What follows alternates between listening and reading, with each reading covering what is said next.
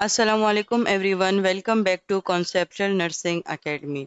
अल्हम्दुलिल्लाह हम anatomy and physiology one का कोर्स सक्सेसफुली स्टार्ट कर चुके हैं। प्रीवियस लेक्चर में हमने introduction to human body and anatomical terminologies को डिटेल में स्टडी किया था। मुझे उम्मीद है कि आपने वो लेक्चर अच्छी तरह समझा होगा। आज हम एनाटॉमी एंड फिजियोलॉजी के एक बहुत ही इम्पॉर्टेंट और इंटरेस्टिंग टॉपिक को कवर करने वाले हैं, जिसका नाम है movements of the body.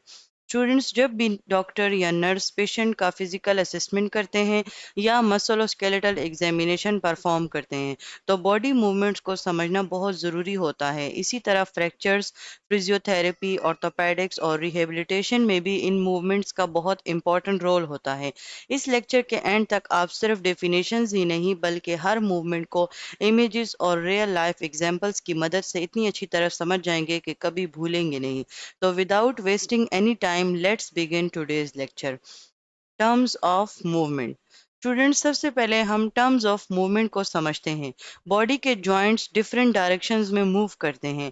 Her movement का अपना एक साइंटिफिक नाम होता है। अगर हमें एनाटॉमी लैंग्वेज समझनी है तो हमें इन टर्म्स को क्लियरली समझना होगा। आज हम एक एक मूवमेंट को डिटेल में डिस्कस करेंगे।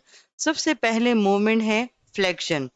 फ्लेक्शन का मतलब होता है जॉइंट को बेंड करना, यानी दो बोन्स के दरमियान एंगल को कम करना।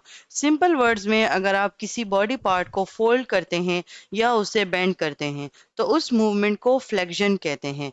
फॉर एग्जाम्पल, अगर आप अपनी एल्बो को बेंड करते हैं और अपना हाथ शोल्डर की तरफ लेकर आते हैं तो ये एल्बो की फ्लेक्शन है।